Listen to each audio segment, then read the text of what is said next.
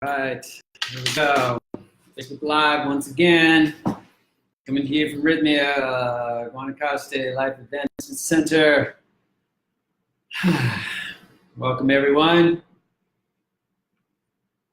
R. Christian Minson at your service. I'm running around like crazy today. It's a busy day here at Rhythmia. Tina, join. Hey, right on. Finland represented. Number one. 3 people on. Let's get yourselves typing in your hellos. Hi, Tina. Love that you're on and on live because it is, what is it? Probably 9 o'clock in the evening there, 9 or 10 at night. That shows some dedication. I'm here waiting for some folks to join on. You're at Rhythmia today. Beautiful day. Just came off a beautiful ceremony last night, the Thursday night, all-night ceremony, the Colombian tradition. I didn't attend, but because I have to do this every Friday, as well as a number of other things. Breathwork starts tonight here at Rhythmia. If you're wondering what's going on in the schedule, there's Debbie Garcia's joined. Wonderful. Let's get those joining people on so we can get started with our subject today. Brandy, hey there. Thanks for saying hi. Good to see you on. I'm here every Friday, almost every Friday anyway, come rain or shine. And it's been raining here a little bit. Rainy season here is, I think, my favorite season because it rains kind of like Florida here. You know, it'll rain. We had like this, it's amazing yesterday. There was this, it just started like a little trickle, and all of a sudden it just dumped for about 10 minutes, and then it kind of cleared up. So it rains frequently in rainy season, but it's interspersed. So it's not just constant rain where you're like, oh, will this ever stop? It really just brings everything to life and cools it down a little bit too. So Gobi, hey there. Sharada, hi from Philadelphia, excellent. Keith, hello from New Jersey. My bags are packed and coming in the morning. Excellent, Keith. Remind me when you get off, come find me and say hi. Natalia, I'm going to be there soon. Excellent. I love it. I hope to meet you soon. Good. When are you coming, Natalia? I'd like to know. And definitely, I invite everybody to come when they come to introduce themselves to me and remind me that you've been on the Facebook Lives. And I will always ask you this question so you can prepare in advance. What did you find especially inspiring about one of the Facebook Lives? So have that in your pocket. Think. It's a great way to review what you learn here in these Facebook Lives too.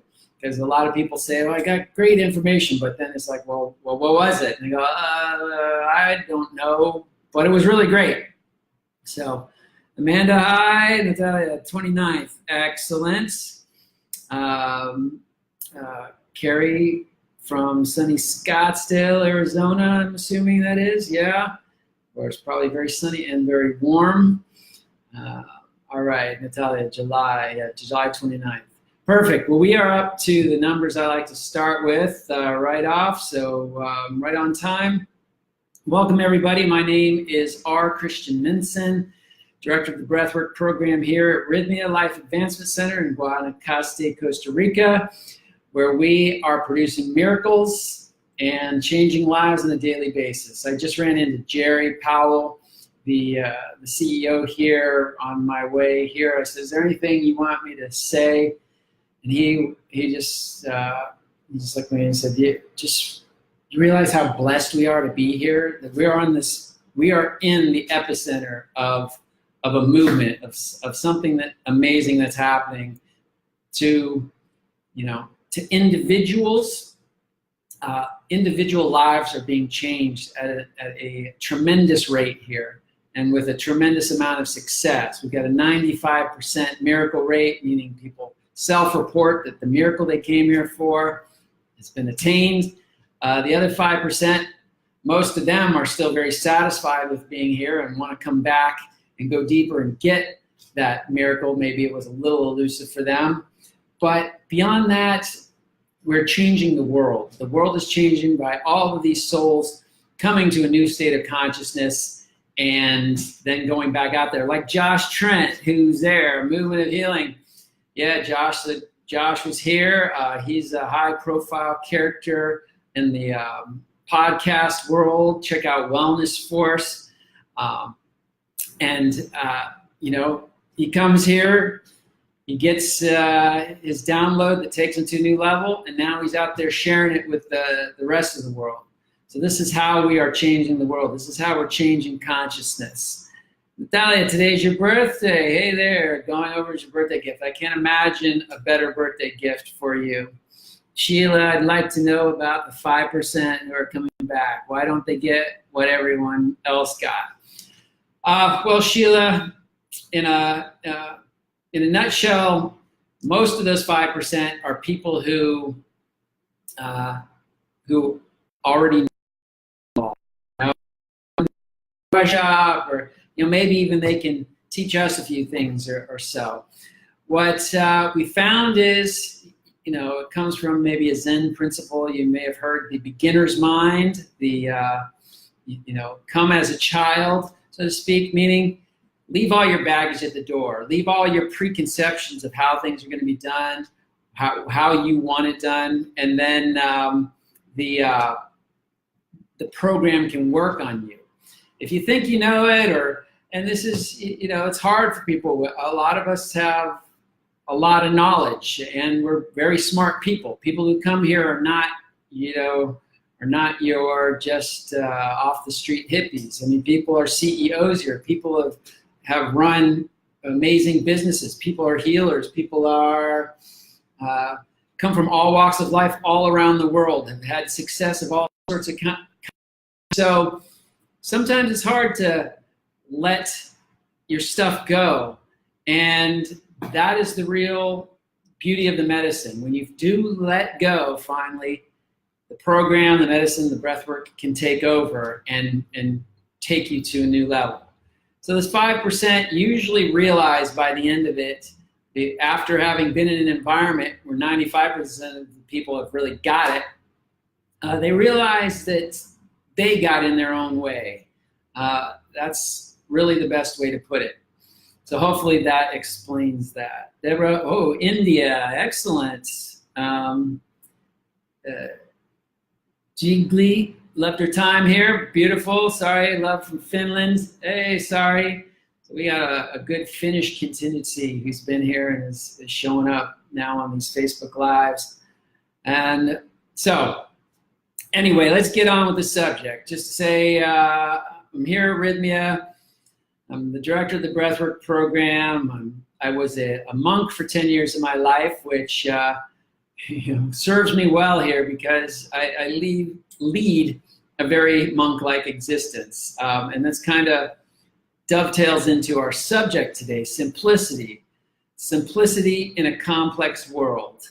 And Lorna from Scotland, yeah, I love the internationality of our viewership and the people who come here. So simplicity in a complex world. This is really the subject we're talking about today. And why? I dare say, all of us resonate with this topic because we live in this complex world. So much going on. So much is bombarding us on every level. Advertisements, television, work, school, if you have children, all their needs, what to eat, and the information that says, no, don't eat this, and the other information says, do eat this, and how to treat ourselves and how to live life properly.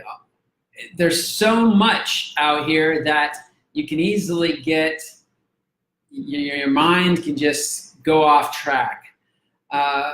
Then there's the whole keeping up with the Joneses mentality that we get into. You start seeing that your neighbor over there just got a new BMW, and then the people over there just built on a new wing to their already massive house, and oh, this person's wearing the latest fashion that you just got to get, and you've got to keep up with all this.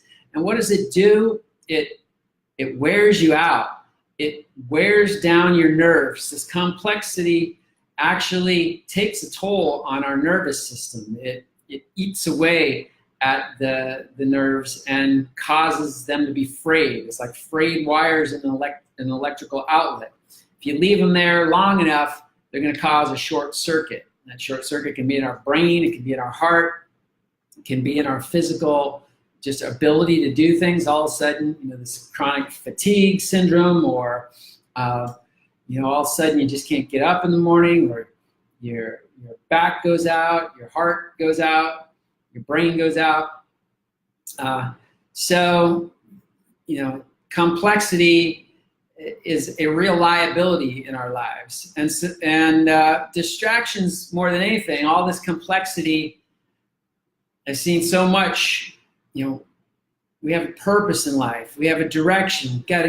There's things you want to do, things you want to accomplish, and the whole complexity just frays your energy so that you got very little left to accomplish the noble things you're trying to do in life.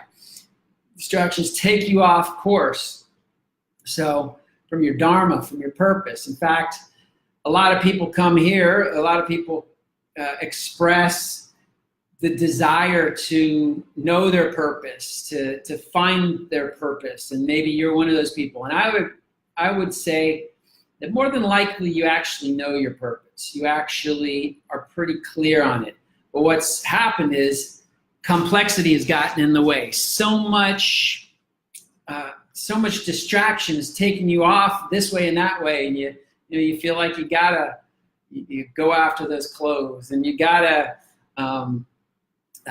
go to the nth degree in your diet. You've gotta do this and that.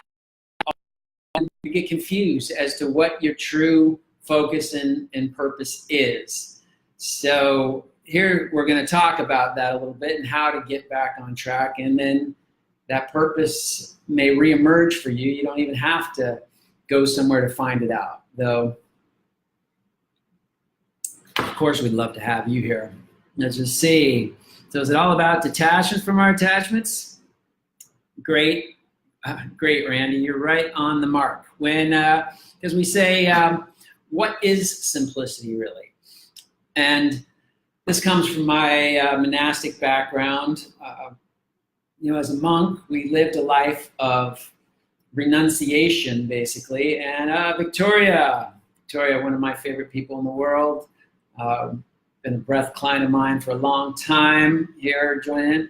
But what I was going to say was, as a monk, as a renunciant, we practice a simple life. And there's a quote: true simple living is the unceasing practice of non-attachment. All right, so what does that mean, really? True simple living is the unceasing practice of non-attachment.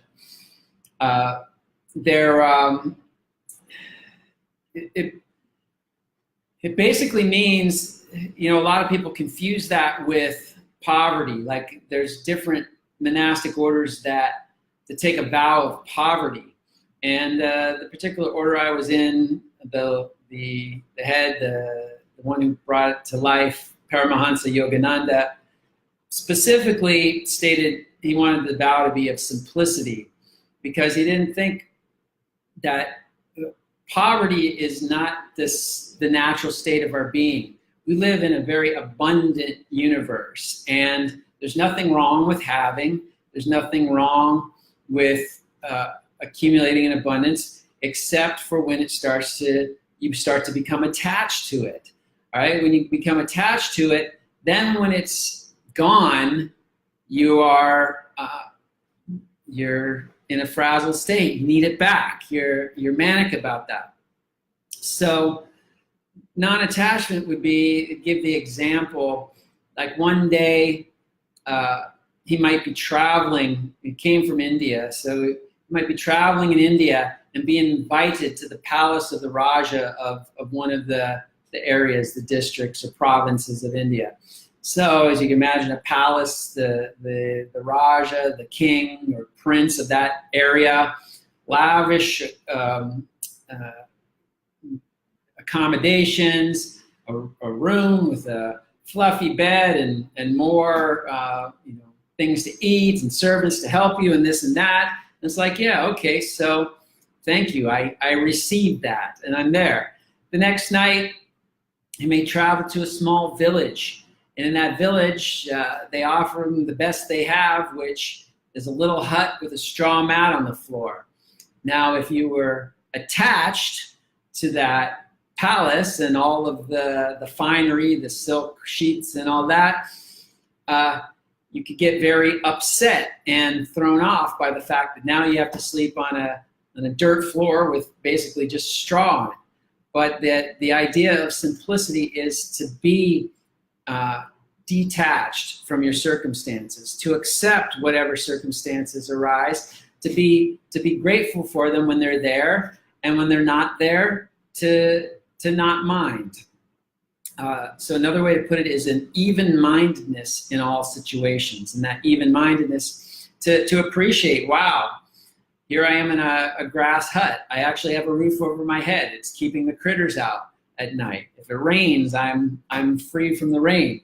You know, I'm actually very safe and comfortable. It's not the comfort of the palace, but it's everything that you need. So good call there, Randy. Sheila, go heed the call. Life changing. Christina, Sheila, need a book? Read a book about surrender before you go. Funny, I'm going to probably talk about surrender in some coming weeks. So keep tuning in to the Facebook Lives too. Let's see what okay, so Sheila's talking about wanting to do this. Amazing to know about the monk experience in India. Yeah, thanks. So here we are. So back to, so simplicity is not poverty. And so in a complex world, you can have, if you've got enough money to buy a BMW without stressing yourself out, there's nothing wrong with having the ultimate driving machine, right? Quality things are good to have, especially, I'd rather buy a car that's going to last me 20 years than something that that's a little less flashy, but in 3 years it's got problems and you're gonna have to replace it again and get another one.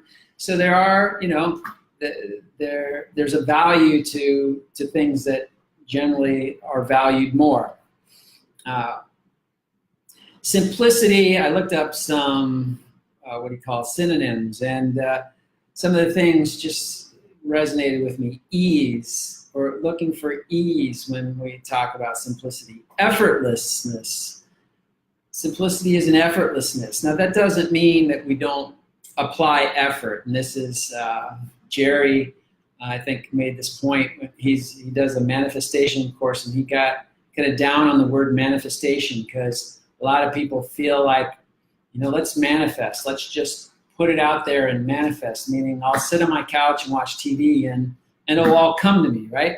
We have to put effort into there. We got to do work, but the effort can have a sense of effortlessness. We don't have to drive. We don't have to burn ourselves out in order to make things happen.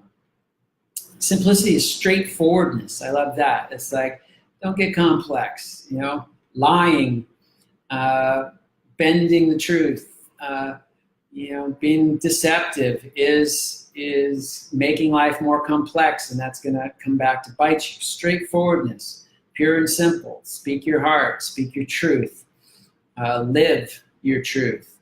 Plain. In the monastic life, we used to have a quote: plain living and high thinking. Plain living, meaning, you don't need, you got a coat, that's fine. You don't need 20 coats.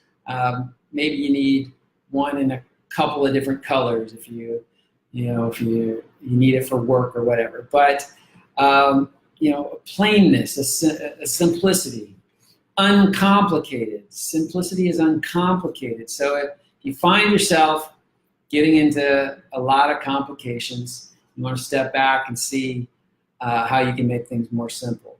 And cleanness is simplicity. As they say, cleanliness is next to godliness, and so the more simple, the more clean you can be, actually, the more simple your consciousness will be. Your clean environment reflects a clean consciousness, and a clean consciousness is a simple consciousness. There's not a lot of distraction, dirt of distraction going on in your brain.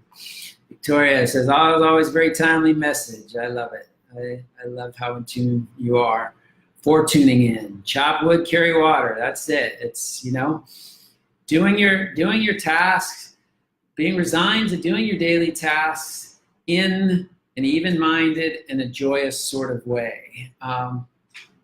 Like a little child, without resentment, without attachment, full of life and joy. And when you think about simplicity, who do you think about? Like a child's life is usually pretty simple, isn't it? It's where simplicity is really epitomized, and I love that. Without resentment, a child generally harbors very little resentment. Have you seen where they might be mad at their brother, sister, or friend for a moment or two, and then something shifts, and they've dropped it all, and they're best friends again, playing in the sandbox, whatever. Without resentment, without attachment. Again, they may cry about a toy in 1 minute, and then the next minute they're totally into something else. So, and full of life and joy. That is really the child mind. So when we say come as a child, come with that beginner's mind, it's really having that wonderment, right? That perceiving life from a perspective of, wow, this is incredible. And this, relates back to what I was just saying when we first started, when I was talking with Jerry. He had that sort of childlike wonderment. I asked him, is there something some message I can relay or something? And he thought about it, couldn't think of a message. He was just like, wow, you realize what's going on here? We're at the epicenter of this amazing movement. And, there was this just childlike wonder that was in there. Very, very appealing. Linda, hey, from LA. Need to get back to decluttering, get to the task of decluttering. Decluttering is a great way to deal with simplicity. So let's get into it. Let's get into how to apply simplicity in our lives. And, there's one, we want to get back to basics. We want to make space in our lives, and you want to get into this space of authenticity. So back to basics. It's really just tuning in what really matters in life. And we talk here about a Harvard study that they did on happiness. It took 7 decades, I don't know how many decades, many decades, many famous people in the study, thousands of people polled to see what the root of happiness was. And you know what they found out? Relationships, close personal relationships. It's like, duh, in it, but in that is an awakening. It's like, so if you want a simple life, one of your highest priorities is your close personal relationships. When you have to make a choice between going on a ball game or spending time with a loved one, maybe as much as you'd like to do that, maybe you really realize that close personal relationship is what's going to bring more happiness, and that's going to bring more simplicity into your life, because you're focusing on the basics. You're focusing on what really matters in the long run. Right livelihood is big. Do your job, do it well. If you're not in the job that you want, or you're not creating the financial situation that you want, do whatever you're doing, and do it better. Find a way to do it better. And in that effort, a new direction will emerge. But so right livelihood either means being aligned with what your real purpose is and being on task and doing it, or if you're still not clear on that, better at what you are doing, and that will take you to the next step. Sheila says, I have a book by Michael Singer about the mind, The Untethered Soul. Yeah, somebody gave me that book too. I didn't have so much to do here. That was a higher priority. I'd get through it, but I started it. So it's highly recommended, and so Sheila's recommending it too. So right relationships, right livelihood, the basics. If we took care of these 5 things, most of the issues in our lives would be resolved. That's to get right diet, to eat well, to hydrate ourselves well, food, water, air, to oxygenate ourselves appropriately. This is where breath work comes in, what I teach, to make sure we have enough oxygen and energy in our system, as well as clearing ourselves on emotional, spiritual levels. So food, water, air, exercise, getting enough exercise. These bodies are machines. Machines need to move. Have you ever pulled out, like maybe you got one of those old style lawnmowers that goes, that's mechanical, but you haven't used it in 20 years, you pull it out and the joints are all rusted?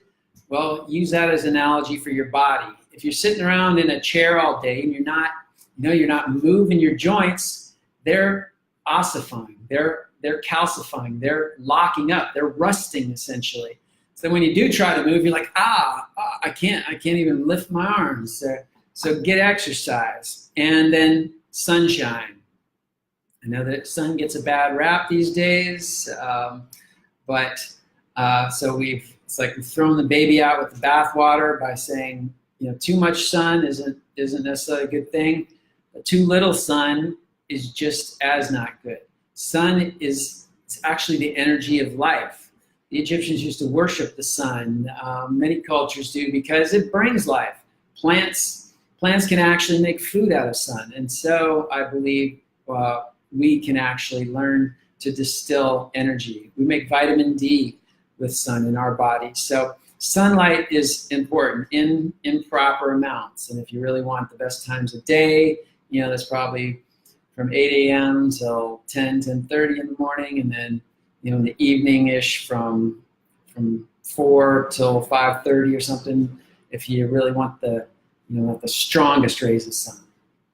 Those 5 things, if you got proper nutrition, proper hydration, proper oxygenation, proper exercise, and enough, just enough sunlight, 95% of our problems would be non-existent.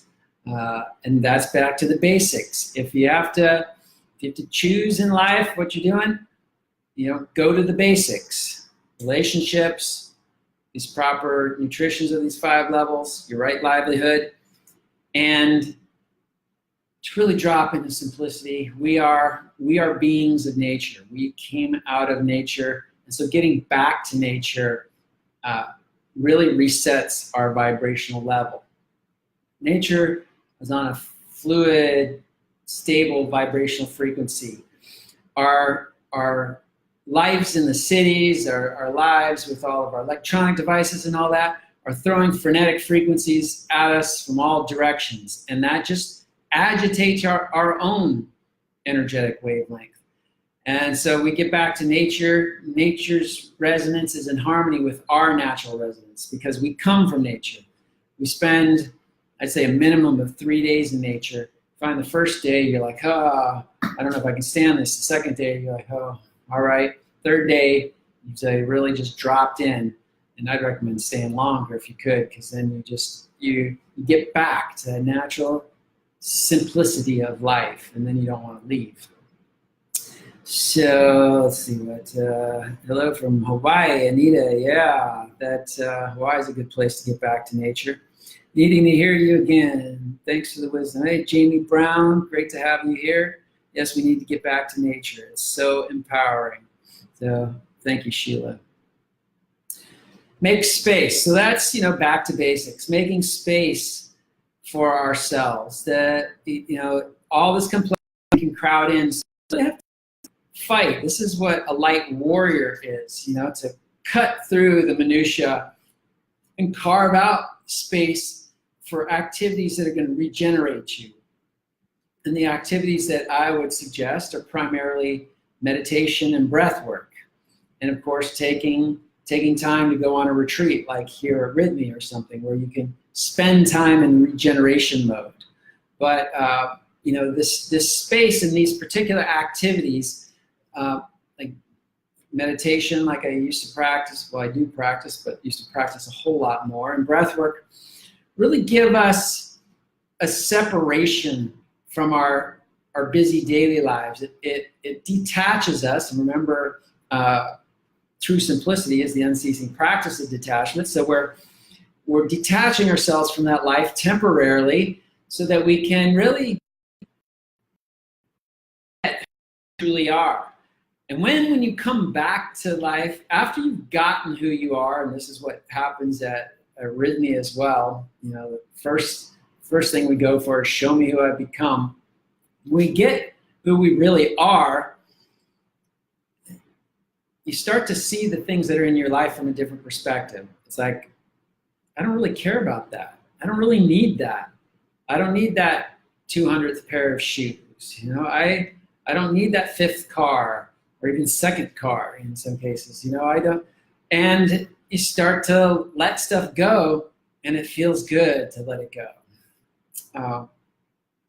So making space mentally is also studying things that keep you in a high-minded vibration, studying things that remind you of the simplicity you're striving for. In my monastic life, we'd study the works of saints and things like that. That's what we were striving for. But in your life, anything that, any quality you're striving for, study experts on that subject. Tune in again to Josh Trent's Wellness Force, because he brings people on about their expertise in the areas of wellness. Can you do something with us now? Maybe. Let's see where we get. Maybe I'll do a 5-minute breath session for you. Can you give us an example of breath work that might be good for meditation? Yeah, so I'll do that before we finish up there, Sheila. Introspection, though. So we talked about meditation and breath work, and I'll give you an example. Study introspection, which means that you take some time to focus on yourself. Focus on your day. Just reflect on what happened, where you had a choice point and you took a choice that wasn't in your best interest, where you had a choice point and you made the right choice. And the right choice being the choice that empowered you, that energized you, that served you in some way. And through that introspection, you have clarity. Clarity is power. Exercise, as we mentioned, that's one of the other 5 things that are the basics of life. And service. If you really want to get out of the complexity of your own life, try spending some time serving others. And that doesn't even mean you have to do a whole lot differently. You don't have to go out and join a soup kitchen or go clean up trash on the beach. However, those are great activities. Service can be doing whatever you're actually doing in this moment. Whatever your job is, whatever, just being a mom. You can do that in the spirit of service, where you're really truly wanting the best for who you are serving. So in your job, that might be your customers, but instead of seeing your customers as dollar signs, see them as real human beings that have needs, and how can you support their needs? And in supporting their needs, they naturally want to spend money with you. And keep you in their lives. So the spirit of service doesn't mean you have to do a whole lot different. Just do it from a different perspective. Kenneth, hey, thanks. Thank you for all you do, and thank you for your compliment there.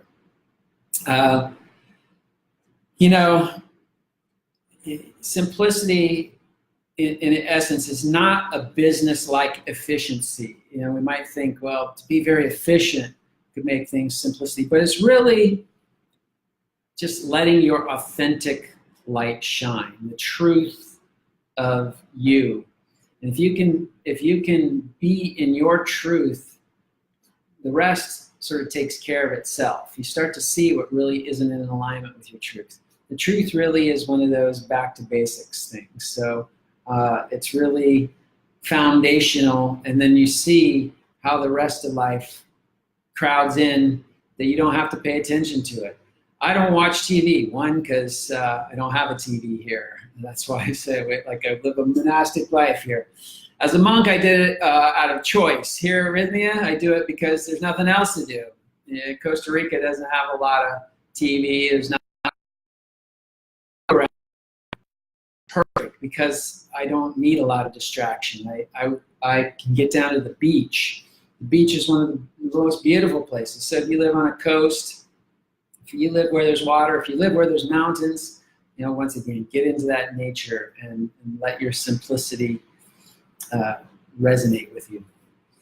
So Sheila was asking if we could do something. So this is something that, let's say, so you're in the middle of a complex day and you want to just realign, get yourself, the complexity is taking you off course and you realize that you've temporarily lost the battle just there. So the most simple activity we have is what? Breathing, right? Just return back to your breath. It's like, if all else fails, life is okay as long as you can take another breath. Watch it in and out. In fact, that's what I instruct people with all the time. So we do breath work and plant medicine here at Rhythmia. We do breath work at the beginning of the week to help people start to get familiar with what can come up and get familiar with this tool. Because then during the week, during the plant medicine, sometimes you go through some rocky periods, some places where stuff is up for you to integrate. And some people get a little, imbalanced in those moments. They let their mind take over. They let their fears take over. And this is where I coach them and to say, your breath is your best friend. As long as you can just take connected breaths, as long as you can feel yourself breathing in, breathing out. Breathing in, breathing out. In a connected, fluid fashion. I characterize the breathing we do here with 3 words. Free, a full, free flow. So take a full breath. In this case, we do a more intensive version here. But when we're talking about getting back in alignment, just taking a few minutes out of your day when complexity seems to take over, I want you to just sit comfortably. Your back should be supported. In this case, in the technique, we breathe through the mouth, but that's for a more intensive process. I'd say when we're trying to center and focus, just breathe through the mouth or in through the mouth and in through the nose and out through the mouth. That works better for you. Full. So you're filling yourself up from your belly, which is below the sight line right now, all the way up into your chest. Free. You're just letting go. You're relaxing into the breath. The exhale is really the place to find that relaxation. And then a flow, a fluidness of breath. So in the technique that we practice here, it's a faster pace flow, generally speaking, and this creates all sorts of dynamics, which can bring up an emotional catharsis. It can intensify your experience. But for this practice that you can do anytime you're feeling that the complexity is a little bit overwhelming, it doesn't matter so much how fast. In fact, I'd slow it down a little bit. And you can breathe just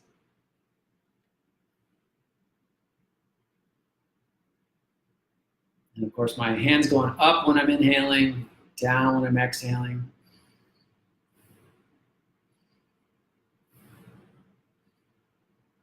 So that's one pace. Or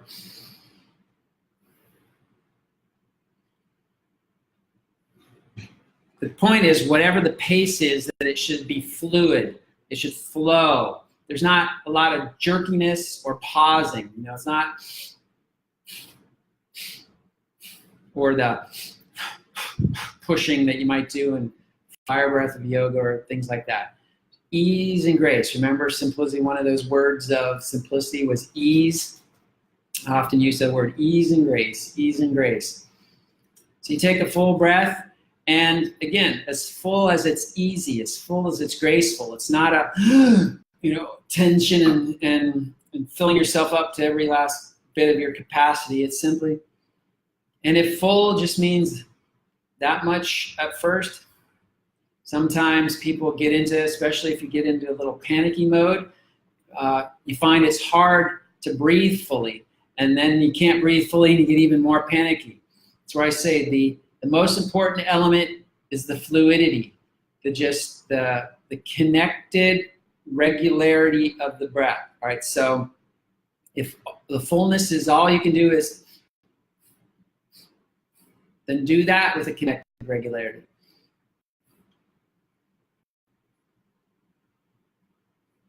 And as you do, you'll find yourself relaxing, which relaxes the muscles and opens up the capacity for you to breathe deeper and more fully. All right, so hopefully, Sheila, that helps you. Hopefully everybody else practice this. It's great practice, especially if you're planning to come to Rhythmia. Then if you're wanting to experiment with it on a little bit deeper level, do this for 5 minutes. I wouldn't do it for more than 5 minutes unless you had somebody who's trained to help you in that way. If you're out in Southern California, San Diego, connect with Victoria, who is just who's online here, and she might be able to help you. Breath worker. If you're out in Idaho, Jamie Brown, who is on here, could help you. And of course, come out to Rhythmia, then I can help you. And but otherwise, the 5-minute version of this is something you can do on your own, and it will definitely reset you, bring you back. It will open that space so that you can see clearly the basics again, and then whatever potential distractions that you could practice beginning to let go of more and more. So Sheila, thanks. I'm taking long ones. It's wonderful. I do this when I meditate. I guess I must be doing it right. Yeah.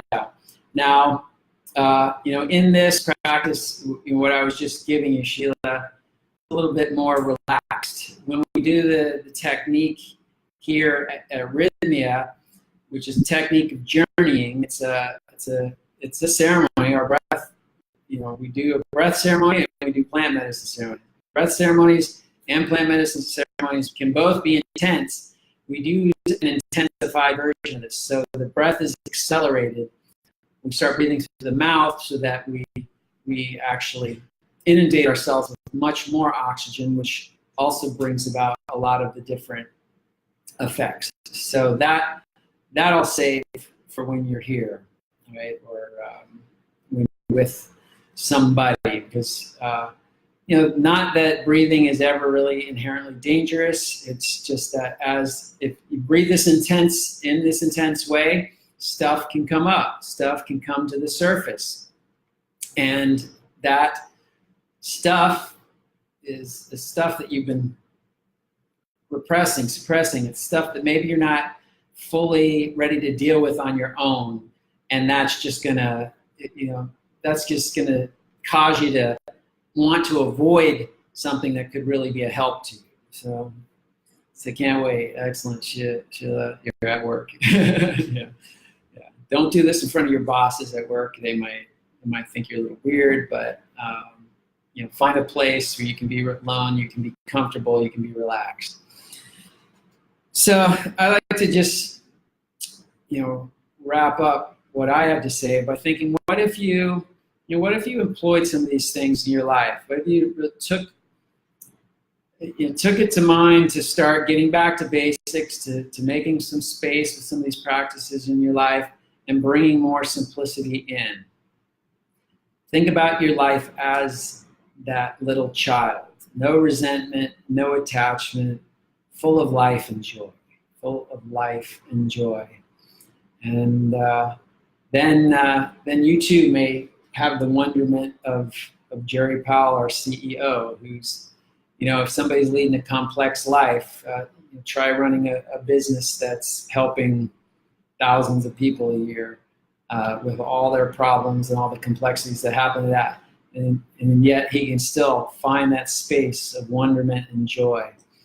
And that's what we promise for you, both by coming here to Rhythmia is the most intensive way to get it, in a week's time, but learning from all these Facebook Lives, learning to institute some of these practices into your life each day, each week, will start the shift. And it's a lifelong process. We're here till the end, not to change your life in a week and say right off into the sunset, into happily ever after, right? That's not a reality. That's for the fairy tales, and unfortunately, the fairy tales have indoctrinated us in this idea that we think that we can change something and the rest of life will just be smooth sailing. The rest of life will be sailing, and much of it will be smooth, but what the difference will be is when it gets choppy, we'll have tools to navigate that choppiness. We'll have tools to stay calm when chaos is happening. And that's what I'm going to keep providing for you week after week here. If you'll tune in with me at Facebook Live, and if you'll come visit us at Rhythmia. So if you want to come, that number at the top is what you can call. That's a +1, meaning it's a US number. Just call them, ask any questions that you have.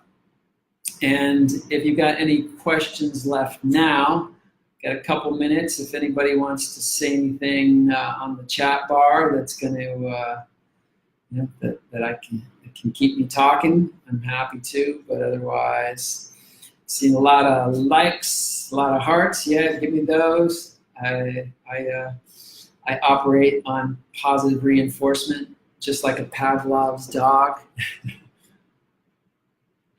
By the way, coconut water.